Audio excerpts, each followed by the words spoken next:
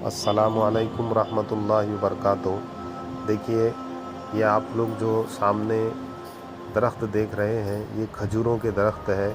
और ये मदीना एक ऐसा शहर है जहाँ पर बेशुमार मदीने में खजूरों के बागात हैं। ये वाहिद एक ऐसा शहर है जो दुनिया में सबसे ज़्यादा खजूरें फराहम करता है।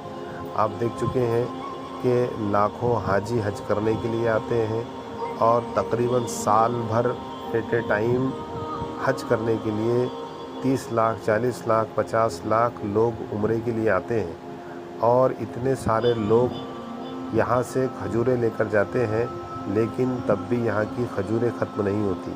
आप देख रहे हैं कि ये जो रास्ता है, ये वादी जिन जाता है और हम लोग अभी वादी जिन के लिए निकले हैं।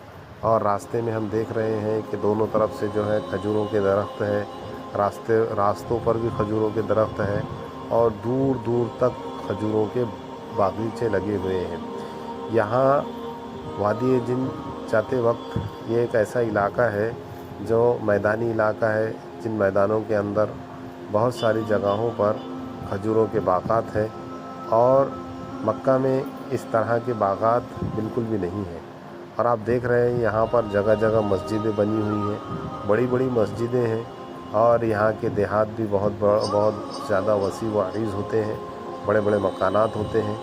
आप देख रहे हैं ये खजूरों के बागात हैं जो वादी जिन जाते वक्त आप इनका नज़ारा कर सकते हैं। आइए हम आपको यहाँ के कुछ डैम वगैरह भी दिखाते हैं। इन डैम्पों के ज़रिए से मदीने में ये जो बागीचे हैं, इनको सैराब किया जाता है और उसका पानी दूर दराज तक पहुंचाया जाता है। ये पथरीली इलाका है और यहाँ की ज़मीन पथरीली है और ज़मीन में पानी जो है कभी जज़्ब होता है। आप देख रहे हैं कि ये वो इलाका है जिसके अंदर जगह जगह खजूरों के ही दरख्त हैं और यहाँ पर बहुत सारी खजूरों की पैदावार होती है। ये देखिए, ये वो डैम है जिसका हम तज़किरा कर रहे थे कि पहाड़ों से आकर पानी यहाँ पर जमा होता है और इन डैम्पों के ज़रिए से पानी इन बागीचों को दिया जाता है। आप देख रहे हैं कि कितने बड़े बड़े बागीचे हैं जिनमें हज़ारों और लाखों की तादाद में दरख्त हैं। अब अंदाज़ लगाइए कि इन दरख्तों से कितनी ज़्यादा खजूरें आती होगी। और ये खजूरें मदीने में ही बिकती हैं और कुछ खजूरें बाहर से भी बुलाई जाती हैं। यहाँ आला किस्म की खजूरें मिलती हैं जिनकी कीमत 2000 रुपये किलो तक भी होती है। ये वादी जिनका रास्ता है जहाँ हम लोग अभी जा रहे हैं और आप लोगों को इसमें कुछ चीज़ें हम वो बताएंगे जहाँ पर मदीने से बाहर मदीने के बच्चे एंजॉय करने के लिए आते हैं। इन पहाड़ी इलाकों में ये अपने छोटे छोटे खैमे बनाते हैं।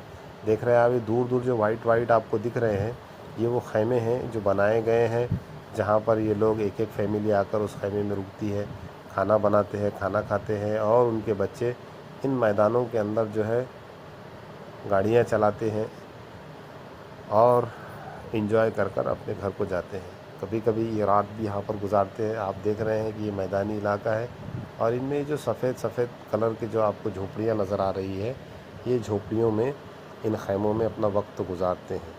अस्सलामु अलैकुम रहमतुल्लाह।